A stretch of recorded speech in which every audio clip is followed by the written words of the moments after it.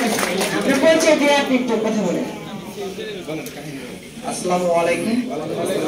আমার নাম জহিরুল ইসলাম, আমার বাড়ি মির্জাপুর থানা। আমি নতুন যাইতেছি, প্রতি প্রথম, এর আগে কখনো যাই নাই। হাউস বিষয় যাইতেছি, বাড়ির বিষয়।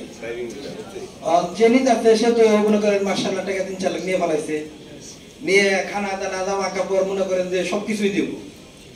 ওই জায়গায় গেলাম যে হয়তো প্রশ্নটা ম্যাডামের কাছেও এবং আশেপাশে যারা মানে প্রকট আছেন তারা যদি জানেন, তারা অথবা মসজিদ বিষয়টা জানার জন্য আমরা হয়তো বলবেন অনেকেই। এখন গেলাম, দেখলাম যে মালিক এবার ঠিক মতন খানা দানা দিতেছে না, বা বলতেছে তুই এ জায়গায় থাকতে হবে, আলাদা থাকতে হবে। হয়তো 1 মাসের বেতন দিলে না, আর 2 মাস পরে বেতন দিল, যে আমার মেয়ে দিচ্ছে তার তো খবরই নাই, হয়তো ফোনই করতেছে না। এখন যদি বাংলাদেশ হতো তাহলে বাপের ফোন দিতাম, ভাইয়ের ফোন দিতাম, এইটা দুটা যদি লাগিয়ে দিতাম যে টাকা এখন দে। ওই জায়গায় তার কেউ পরিচিত নাই, বাসা ঠিক নেবে না, কোনো জায়গাও চিনি না, তাহলে কি করবো? মানে তখন আমরা করণীয় নাকি? হয়তো বাসায় বসে বসে নিজের কাটতে হবে, তার আগে না খেয়ে থাকতে হবে। আর যদি কোনো আইনের প্রক্রিয়া থাকে, জমির জায়গায় গেলে এটা সমাধান হবে।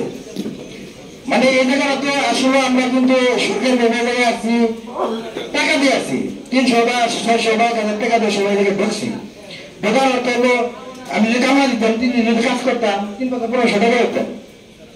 আর বরঞ্চ এই জায়গায় টাকা দিয়ে আসছি, সকালবেলা না খেয়ে গাড়ি ভাড়া দিয়ে আসছি, আমরা গাড়ি ভাড়া চলে নেবো। এই জায়গায় যদি কিছু শিখে না যায় তাহলে আমাদের মানে 3টার সময় ব্যর্থ হয়ে গেল।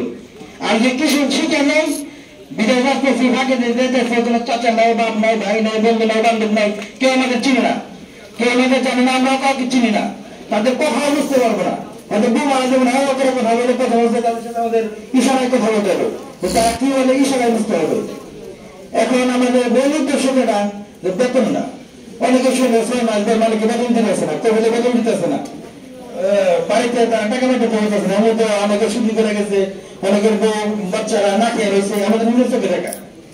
তারপরেও মানে এই সমস্ত কথা মনে করলে মনে করা যায় পিঠে যাবো, কিন্তু নিজের প্রবলেম আছে, একটা সংসাই থাকি কি হয়।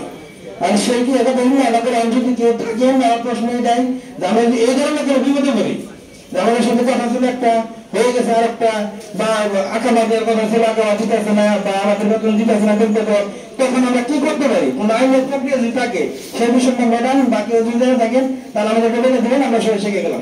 আসসালামু আলাইকুম, সবাই ভালো থাকবেন।